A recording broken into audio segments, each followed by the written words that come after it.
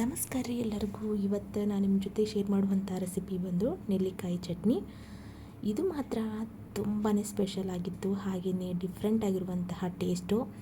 ನಿಮಗೆ ಈ ನೆಲ್ಲಿಕಾಯಿನ ಚಟ್ನಿ ಅಂತ ಗೊತ್ತೇ ಆಗೋದಿಲ್ಲ ಯಾರಿಗಾದರೂ ಮಾಡಿಕೊಟ್ರಿ ಅಂತಂದ್ರೆ.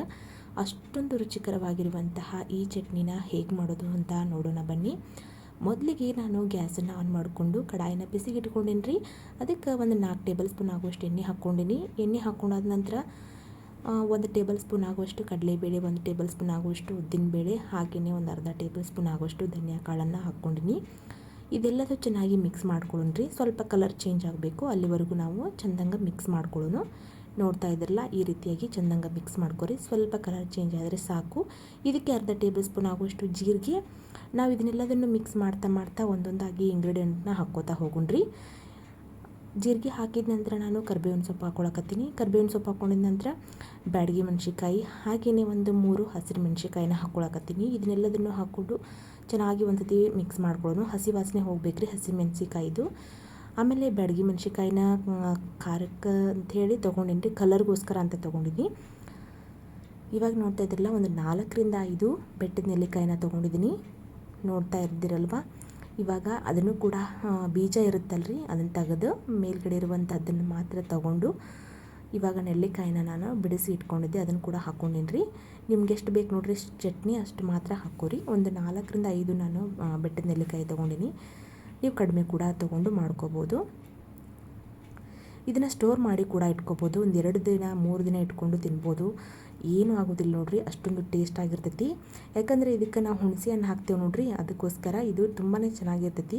ಹಾಗೆ ಸ್ಟೋರ್ ಮಾಡಿಟ್ರೂ ಕೂಡ ಕೆಡೋದಿಲ್ಲ. ನಾನು ಒಂದು 2 ದಿನ ಫ್ರಿಜ್ ಒಳಗೆ ಇಟ್ಕೊಂಡಿದ್ದು ನೋಡಿರಿ, ತುಂಬಾ ಚೆನ್ನಾಗಿ ಬಂದಿತ್ತು. ಆಮೇಲೆ ಇದಕ್ಕೆ ಕೊತ್ತಂಬರಿ ಸೊಪ್ಪು ಹಾಕಕತ್ತೀನಿ ನೋಡಿರಿ. ಗ್ಯಾಸನ್ನು ಆಫ್ ಮಾಡ್ಕೊಂಡಿನಿ ನಾನು. ಇದ್ರ ಬಿಸಿಗೇ ಇದು ಕೊತ್ತಂಬರಿ ಸೊಪ್ಪು ಚೆನ್ನಾಗಿ ಬಾಡುತ್ತೆ, ಅದಕ್ಕೋಸ್ಕರ ನಾನು ಗ್ಯಾಸನ್ನು ಆಫ್ ಮಾಡ್ಕೊಂಡಿನಿ. ಗ್ಯಾಸನ್ನು ಆಫ್ ಮಾಡಿಕೊಂಡು ಇವಾಗ ಚೆನ್ನಾಗಿ ಮಿಕ್ಸ್ ಮಾಡಿದ ನಂತರ ನಾನು ದೊಡ್ಡದೊಂದು ಜಾರಿಗೆ ಇದನ್ನೆಲ್ಲದನ್ನು ಹಾಕ್ಕೊಂಡು ಮಿಕ್ಸಿ ಮಾಡ್ಕೊತೀನಿ ರೀ. ಮಿಕ್ಸಿ ಮಾಡೋಕ್ಕಿಂತ ಮೊದಲು ನಾನು ಏನೇನೆಲ್ಲ ಇಂಗ್ರೀಡಿಯೆಂಟ್ ಹಾಕ್ತೀನಿ ಅಂಥೇಳಿ ನಿಮ್ಗೆ ತಿಳಿಸ್ಕೊಡ್ತೀನಿ, ನೋಡ್ತಾ ಇರ್ರಿ.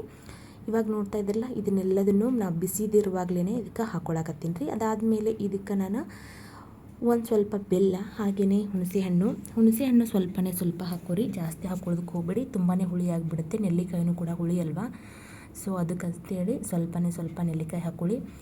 ಆಮೇಲೆ ಒಂದು ಸಣ್ಣ ಬೌಲಾಗಿರುವಂತಹ ತುರಿದಿಟ್ಟಿರುವಂತಹ ಕೊಬ್ಬರಿನ ಹಾಕೋರಿ, ಅಥವಾ ಕಟ್ ಮಾಡಿರುವಂತಹ ಕೊಬ್ಬರಿ ಪೀಸ್ಗಳನ್ನು ಅವನು ಕೂಡ ಹಾಕೋಬೋದು. ನಾನಲ್ಲೇ ಕಟ್ ಮಾಡಿಕೊಂಡು ಚಿಕ್ಕದಾಗಿ ಕಟ್ ಮಾಡಿಕೊಂಡು ಹಾಕ್ಕೊಳಕತ್ತೀನಿ. ಅದಾದಮೇಲೆ ಇದಕ್ಕೆ ನೋಡ್ತಾ ಇದ್ರಲ್ಲ, ಒಂದು ಸ್ವಲ್ಪ ಹುಣಸೆ ಹಣ್ಣನ್ನು ಹಾಕೋತಾ ಇದ್ದೀನಿ. ಅದಾದಮೇಲೆ ಇದಕ್ಕೆ ಬೆಲ್ಲ ಹಾಕ್ಕೋತಾ ಇದ್ದೀನಿ ರೀ. ರುಚಿಗೆ ತಕ್ಕಷ್ಟು ಉಪ್ಪನ್ನು ಕೂಡ ಹಾಕ್ಕೊಂಡು ಇದನ್ನು ಒಂದ್ಸತಿ ಚೆನ್ನಾಗಿ ಮಿಕ್ಸ್ ಮಾಡಿಕೊಂಡು ಮಿಕ್ಸಿಲಿ ನುಣ್ಣಗೆ ರುಬ್ಕೊಂಬಂದರೆ ಆಯ್ತು ನೋಡಿರಿ. ಸ್ವಲ್ಪನೇ ನೀರು ಹಾಕ್ಕೊಂಡು ಮಿಕ್ಸಿ ಮಾಡ್ಕೊರಿ, ಚೆನ್ನಾಗಿರ್ತೈತಿ. ಇವಾಗ ರುಚಿಗೆ ತಕ್ಕಷ್ಟು ಉಪ್ಪನ್ನು ಹಾಕ್ಕೊಂಡಿದ್ದೀನಿ. ಇವಾಗ ಮುಚ್ಚಳನ ಮುಚ್ಚಿ ಇದನ್ನು ಮಿಕ್ಸಿ ಮಾಡಿಕೊಂಡು ಬರೋಣಂತ ಬರ್ರಿ.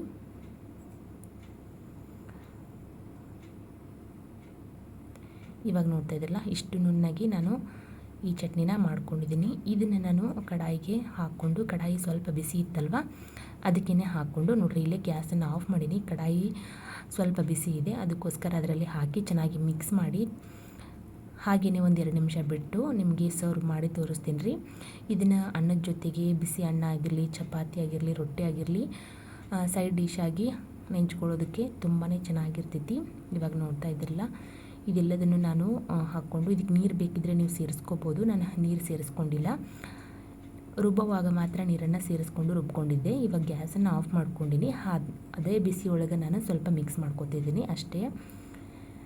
ಇದೆಲ್ಲದು ಆದಮೇಲೆ ಸರ್ವ್ ಮಾಡಿ ತೋರಿಸ್ತಾ ಇದ್ದೀನಿ. ತುಂಬಾ ಚೆನ್ನಾಗಿ ಬಂದಿತ್ತು ಈ ರೆಸಿಪಿ ಮಾತ್ರ.